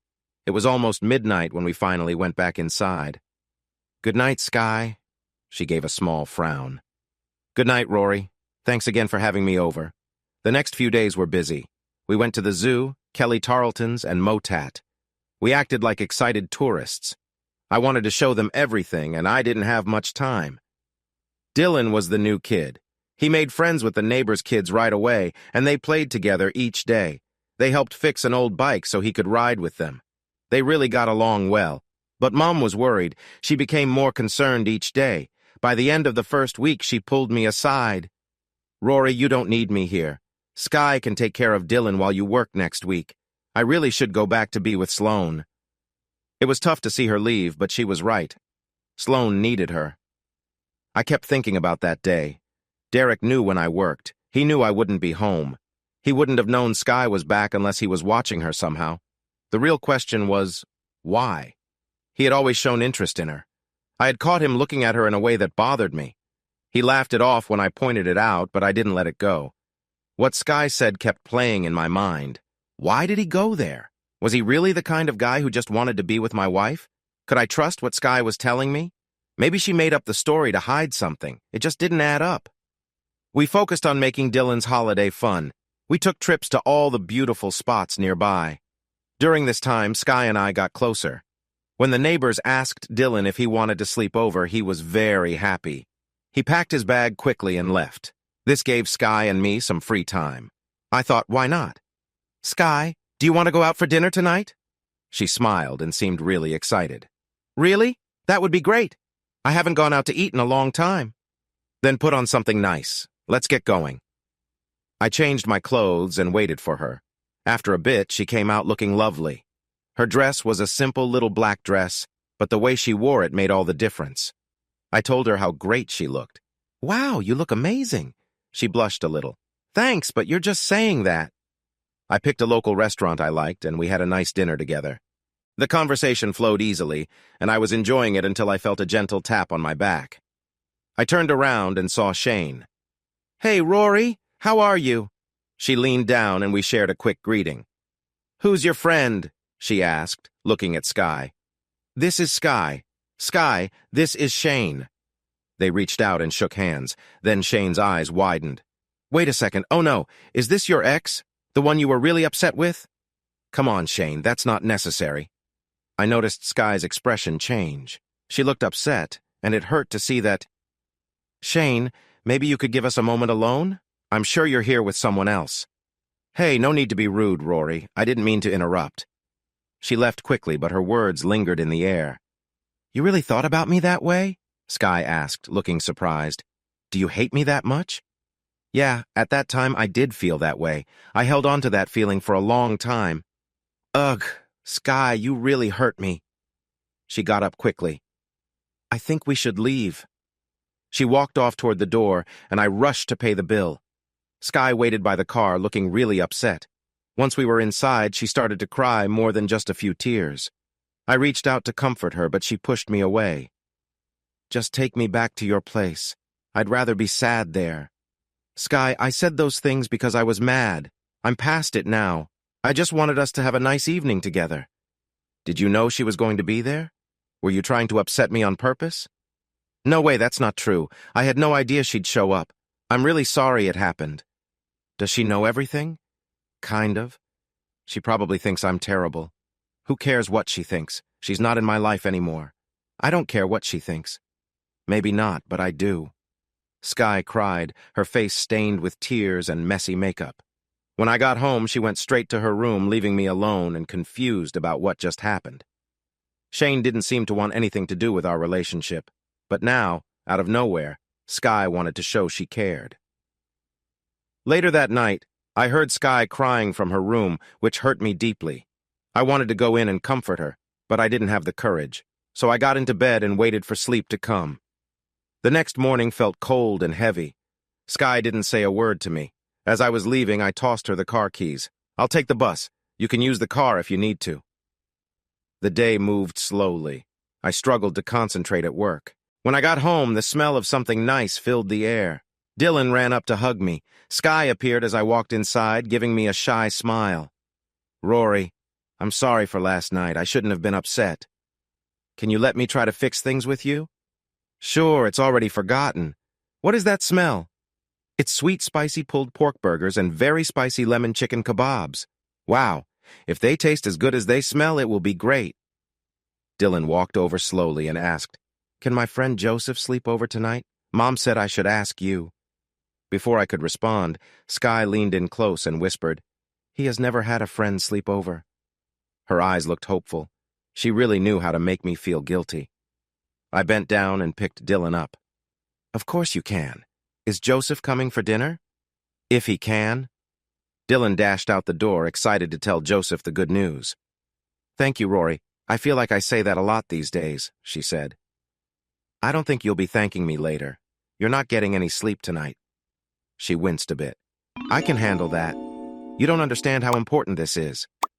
I've never seen Dylan get close to other kids. It's really surprising." "Is that why you said sorry for last night?" "No," she replied sharply, sounding upset. "I meant it. Last night I wasn't nice." Just then, Dylan and his friend burst back in, and everything became noisy again. Dylan wanted to show off his new video games. I ended up following them into the bedroom. Sky laughed. "Wow, how did you get him to listen? He never listens to me." Dinner was great, and as soon as it was over, Joe and Dylan rushed back to the bedroom. I helped Sky clean up, and then we settled down in the living room with a couple of drinks. We talked a bit about Shane. I admitted that her actions surprised me. She didn't seem to care about our relationship at all. "Rory, you're being too hard on yourself. That girl liked you a lot. She was upset I was there. She might not even realize it, but she still cares about you." "Wow, listen to the therapist talk," I said. "I've learned a lot. I've spent many hours in therapy over the past 10 years. Guess some of it stuck," she replied. As we enjoyed our beers, Sky curled up close to me. She never drank much, but after a few sips, she became giggly and playful, just like I remembered. It was one of those charming things about her that I loved. I played some music, and we relaxed together. Somehow her head rested on my shoulder, and I could feel her breath as she sang along with the songs. It felt nice, really nice. As she took another sip of her beer, the cold bottle brushed against my arm, making me shiver. The feeling sent a tingle down my spine. Just then, Sloane called Sky, breaking the moment. They chatted as usual, and I decided to check on the guys. They didn't need to convince me to join their games. It was getting late when I stepped back into the lounge. Sky had wrapped up her call and was waiting with another beer. "How was Sloane?" she grinned. "She feels better now that Mom is back with her. Your mom is wonderful." "Yeah, she is. I really wish I hadn't missed so much time with her." "She feels worse. She really missed you, Rory. When you left, it hurt her a lot." "Yeah, I know. They pushed me so hard, they wouldn't let me be sad. It was always, 'You need to forgive Sky.'" Sky looked uncomfortable, and I could see her tense up. "I'm sorry, Rory, they thought they were helping. I understand that, but it messed me up. I was really angry, and I know I can be difficult." They continued to press on me, and I pushed back just as hard. I felt her hand move up to my head, her fingers moving through my hair, gently rubbing and soothing. "Sky," I whispered. "No, don't say anything, Rory," she replied. A gentle warmth spread between us as we continued to share the moment. I wanted to say something, but instead, I found myself drawn into the connection we had, caught up in the intensity of the atmosphere around us. Our lips touched, and it was more of a firm embrace than a gentle kiss, feeling more like a dance of connection between us. My breath quickened, and my heart raced as she leaned close. I could feel her warmth near me. She let out a soft, happy sound. I sighed in response, feeling a mix of urgency and calm. As she moved closer, I sensed her heartbeat. It was strong and steady, matching my own. The tiny hairs on her arm seemed to stand up like they were alive with energy. Oh, the tension, the warmth. It felt amazing, like two people moving together. Her voice whispered to me, "Can we go somewhere a bit more private, please?" I hesitated, but then I found myself standing and guiding her to my room. We shared a special moment that was both quick and powerful, and then slow and sweet. The morning brought more joy as we started the day with a gentle exchange. Work went by in a blur, and I couldn't wait to get home. Sky greeted me at the door with a warm embrace that felt like a nice continuation of the evening before. Dylan was out playing with his new friends, giving us some time to enjoy each other's company. We talked, we laughed, and we took the chance to do simple things like hold hands and share gentle touches. Dylan rushed back later just before dinner and came running for a hug. I couldn't believe how quickly he got comfortable again. The day they left was a hard day for all of us. There were lots of tears. Dylan held on to me tightly during our last hug and wouldn't let go. His fingers held my shirt as he clung to me.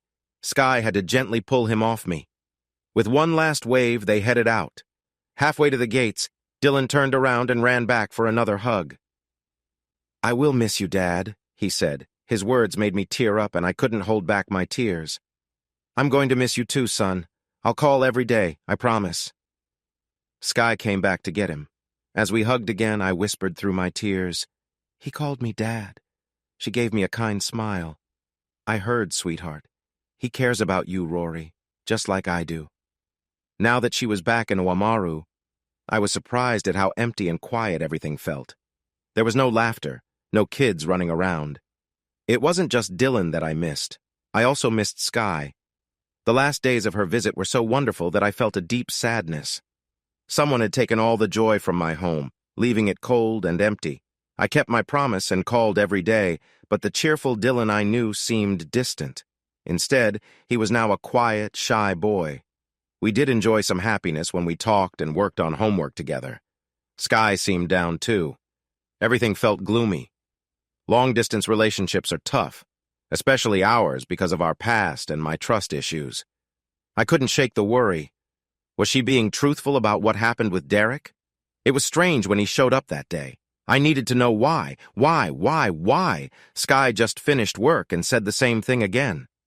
I don't know why. I don't remember what happened. The more I asked, the more upset she got, and soon we were arguing. I talked about it with Mum one day. She scolded me. "Rory, you just got your relationship back and now you're trying to dig into the past. Why can't you just let it go?" "Mum, I just need to know what happened, don't you see? If I understood why, it would help me. Not knowing is driving me crazy." She sighed. "Does it really matter? Either you have forgiven her or you haven't. It's that simple." She was right. Did it really matter? I wished it were that easy.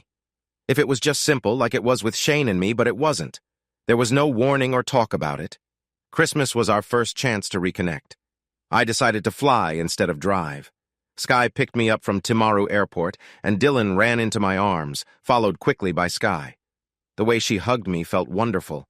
All the worries and doubts I had faded away, replaced by the nice scent of her perfume. We drove back to Oamaru, and Dylan talked non-stop about school. Instead of going to Sky's house, we went straight to my mom's. She had a big family dinner planned. It turned out to be a great evening. Sloane, with her larger pregnant belly, had trouble moving around as the doctor advised her to take it easy, so we helped her with everything. Sky and I talked about what was next for us. She seemed scared and unsure when she asked, "What are we doing, Rory? Where are we going?" "I have a job and I own my house. I can't afford to move back here, and I'm not sure if I want to. I miss you both, though, and I loved having you with me." "Would you be willing to move?" I asked. "It's not easy for me either. Rory goes to school here. He knows friends, and your family is here too. I care about them all." "I know all that. I really do. I just don't want to move back here. I would lose everything. I would need to start over." We were stuck. When Mum found out I asked Sky to live with me, she felt both sad and happy. She came ready to argue, but this time she was on my side. Sloane also supported me, and even Lila was with me. I understood why Sky felt unsure. I felt her sadness. Moving away can hurt a lot. Christmas was a great few days. It was filled with delicious food and drinks, and we exchanged gifts. Dylan and I played for hours on his new Xbox One, and I borrowed a bike from Hank so Dylan and I could ride together. Spending time with Dylan helped me feel better. It brought a sense of peace. I loved being with him. It was going to be tough to leave again after the holidays. I hoped Sky would see the good things about living in Auckland. I had a job there, and I owned a house. My whole life was there, and I couldn't just abandon that. Sky had some news she was keeping to herself. She looked a bit distracted and shy during the visit. I noticed she didn't drink anything during the Christmas celebrations. There was more to it. I tried to ask her about it, but she seemed uncomfortable sharing. I thought it might be about the move. Was she going to say no? It was at my mom's house after a big dinner when it finally came out. We were alone, and my mom was playing with Dylan, who was trying to teach her how to play a video game. Sky held my hand as we sat outside in the cool evening air. I felt her take a deep breath before she finally told me what was on her mind. Rory, how would you feel if I told you that you're going to be a dad again? I think my shocked face said it all. What? Her face was hard to read. There was a small smile, a nervous twitch, and I could see her heart racing as I stammered, "How did that happen?" "Come on, Rory, you know how it happened. We were together. When I went up to Auckland, I wasn't thinking about any precautions. I haven't been with anyone else, and I wasn't looking for anything. What happened between us was so amazing. I didn't even think about what might come of it. I'm sorry, I just didn't think." Her news didn't just shock me. It left me speechless. I tried to wrap my head around it, but what she said took my breath away and made me feel confused. I think she wanted a better response, but my startled expression wasn't what she hoped for. I sat there trying to think of something to say. Then she reacted. She jumped up and ran inside. I heard her crying on Mom's shoulder. Dylan came out and sat next to me. "What's happening with Mom?" "She seems happy or sad, I can't tell." A little while later, Mom and Sky came out hugging. Sky looked confused. "Why aren't you all jumping for joy?" "I was just surprised, Mom. I didn't see this coming." "Son, when you put wood in the fire, you have to expect it to burn." I stood up and pulled Sky into my arms. "We're going to need a bigger house." She smiled, leaned in, and we shared a sweet moment. Dylan asked, "What's going on?" Sky knelt down next to him. "Honey, how would you feel about having a little brother or sister?" The news spread quickly, and it meant another big family dinner. Of course, this changed everything. Sloane said firmly, "Rory, I changed my mind. We can't expect Sky to just leave and go to Auckland. She needs us, and honestly, we need her too." Mum smiled, and Lila got excited too. "Rory, Sloane is right, dear. You will need your family. Sky will need us when the baby comes." I could see from Sky's face that she agreed with them. It showed in the way they hugged and held hands. Those three were really close. "Girls, this isn't just about Sky. Rory has a life too, and he needs to think about his choices." I smiled. "Thanks, Mom. It's not just about moving up there. I have a job, and I need to make money." Hank didn't help my case. I hoped my friends would support me. "Rory, with your skills, you could find work here easily. I can ask around and see if anyone is hiring." Mike had a different idea. "Rory, why worry about a job? Your bone carving is incredible. Sloane showed me pictures Mom took when she visited. You really have talent. Staying in an office all day is just a waste of time. It's easy for you to say, but carving wood won't earn enough money." Sky looked at me from across the table, her expression revealing her concern. She seemed troubled, caught in a difficult situation. After the gathering ended, I sat with Dylan and we had a heartfelt conversation. "Dad, why can't you come and live with us? I don't want to move. I love Nana." "But you had fun in Auckland, and you made friends there." "Yes, but I love Nana. Since Pop passed away, she feels lonely. I see her crying a lot. She needs me." I was moved by his words and pulled him into a warm embrace. "Dylan, that is very kind of you to say. She does need you." He smiled shyly and continued, "It would help if you were here. Nana always talks about you and how much she misses you. I miss you too." "I miss you too, son." "That's why I want you to come and live with me," I said. "But then Nana would be alone, and Mom too," he replied. We shared a comforting hug, but then Sky interrupted us. "Dylan, it's time for bed." The holidays flew by, but I couldn't ignore the problem. I really wanted them to come live with me. I thought Mom would be hard to convince, but she surprised me. She stood by me all the way. No matter what Sky, Sloane, Lila, or the boys said, Mom supported my choice and tried to help Sky understand. When it was time for me to go back, I felt mixed emotions. During the flight back to Auckland, I couldn't stop thinking about what to do. The thing that troubled me the most was that Sky wouldn't change her mind. She said she loved me, but she didn't want to move. In the following weeks, we talked every night, discussing everything. We didn't argue, but the emotions ran high. One night during our late conversation, I lost my temper. Sky kept saying how much she loved me and wanted to be with me. Her words stung, and I raised my voice. Sky, you say you love me, but you won't even move to be with me.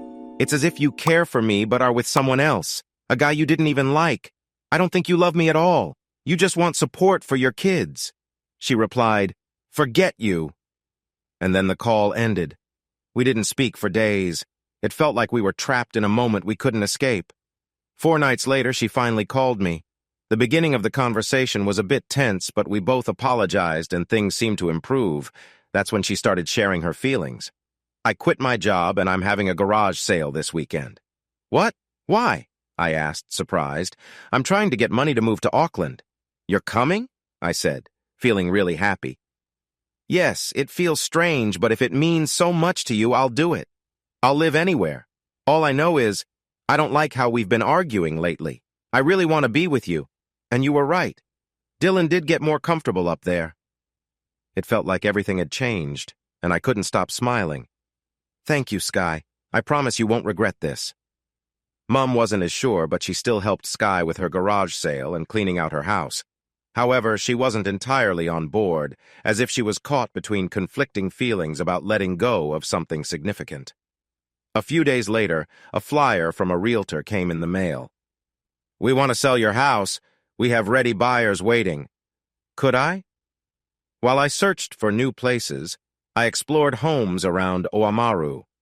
With the money from selling my house, I could buy something really nice there. I noticed many properties, especially in the countryside, offering plenty of space and fresh air. As I browsed online, one property caught my eye. It was on the main road north, just past the racetrack. It sat on 5 acres of land, had 4 bedrooms and a large garage, but the most interesting part was a gallery right by the road. The pictures showed that the owners were using it as an art gallery. I did a bit of research and found out the artist was quite well known, and the gallery was popular. The house was an old farm-style villa that had been updated many times over the years. It cost less than half of what my current home was worth. I could sell my house, move down there, and own it completely, without any mortgage. But then I thought about work. What would I do? It was Mike who planted that thought in my head. Bone carving, seriously? Ever since I took that night class, I couldn't stop thinking about it. At first, I tried it to cope with my frustrations. I wasn't the easiest person to be around. A friend suggested I pick up a hobby. Bone carving turned into a bit of an obsession after that.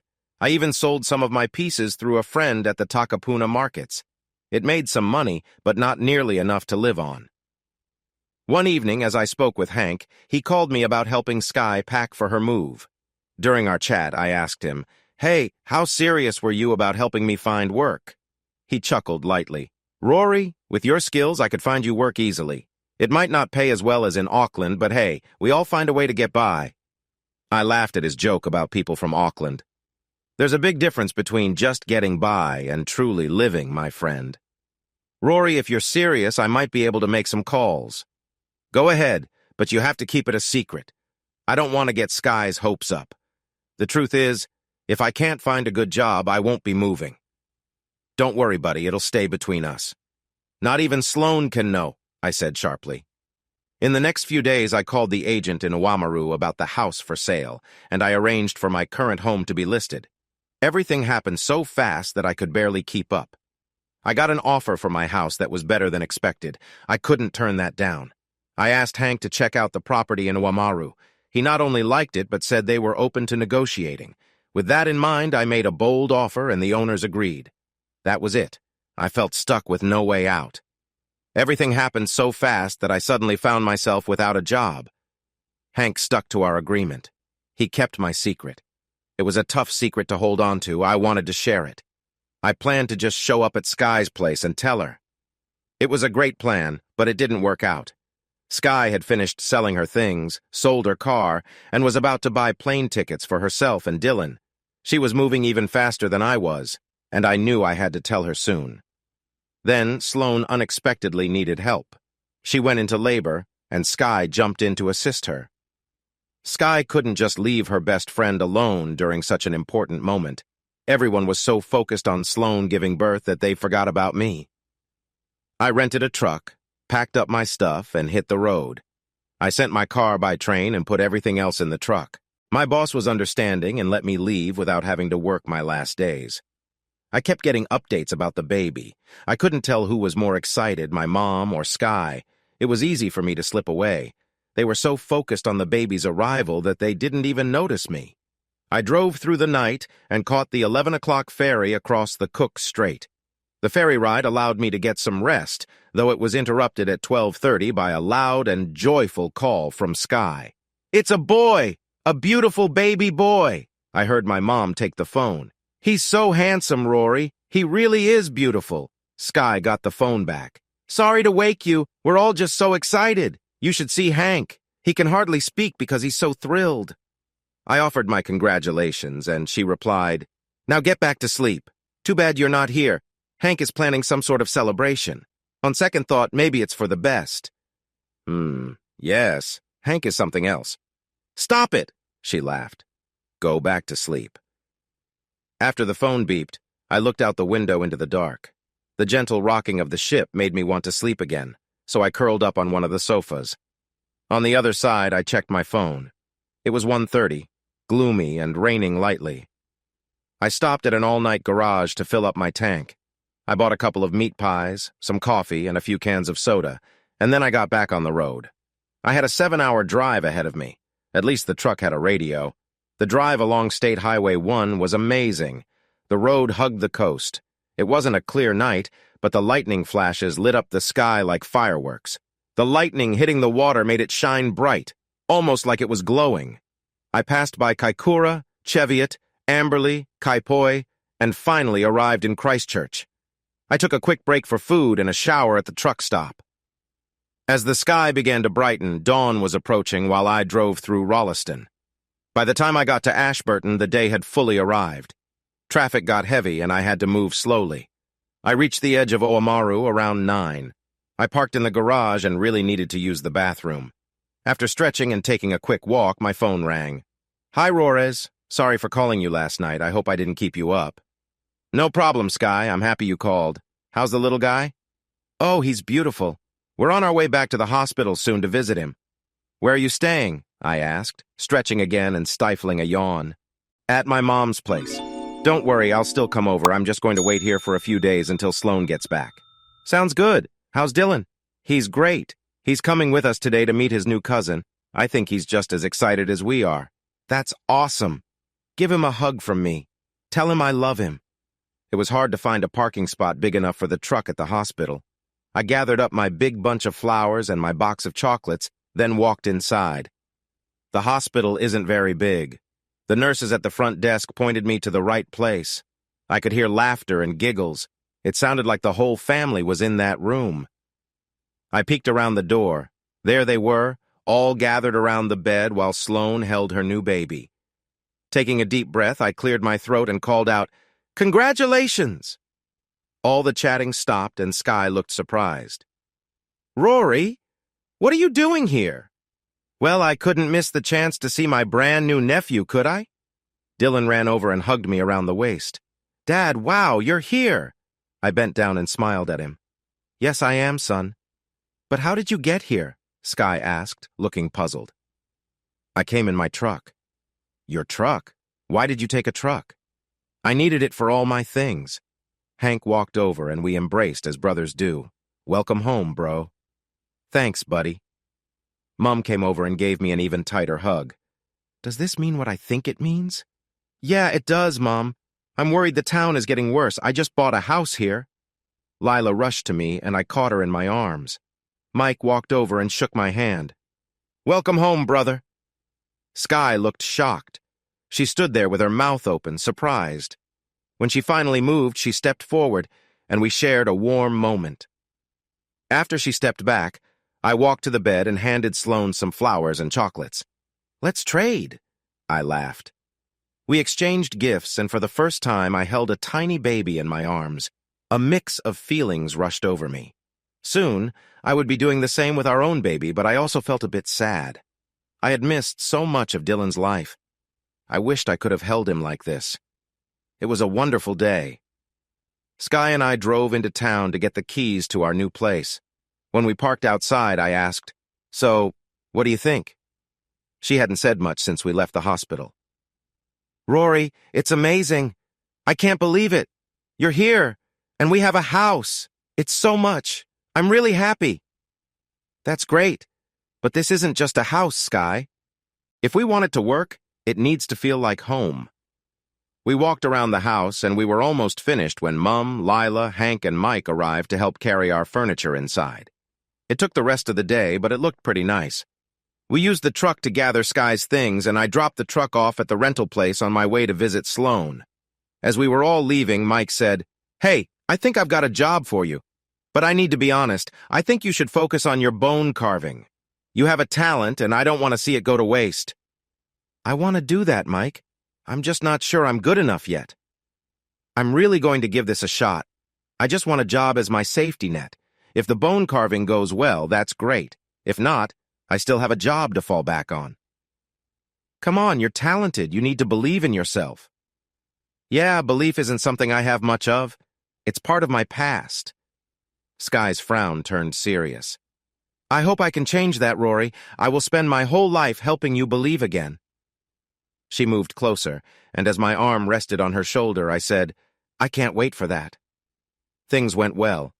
We settled into our new home, and Dylan made some friends from the nearby house who loved playing hockey. Watching him play sports and make friends was such a joy. It was wonderful to see him grow and change, and I was there to witness it every day. I was determined to make up for all the time I missed with him. Not every journey is easy. My new job was a big surprise, and I really didn't enjoy it at all. The only good part was my family, who made it better. If I had to endure that challenging job, I would do it for them. My family, my new family, included a lovely daughter, and she brought us closer together. Hey, audience! If you like this video and want to keep up with more thrilling stories, make sure to subscribe to Prince Cheating Tales and hit the notification bell. You don't want to miss out on our upcoming adventures. Thanks for watching, and we'll see you in the next wonderful story.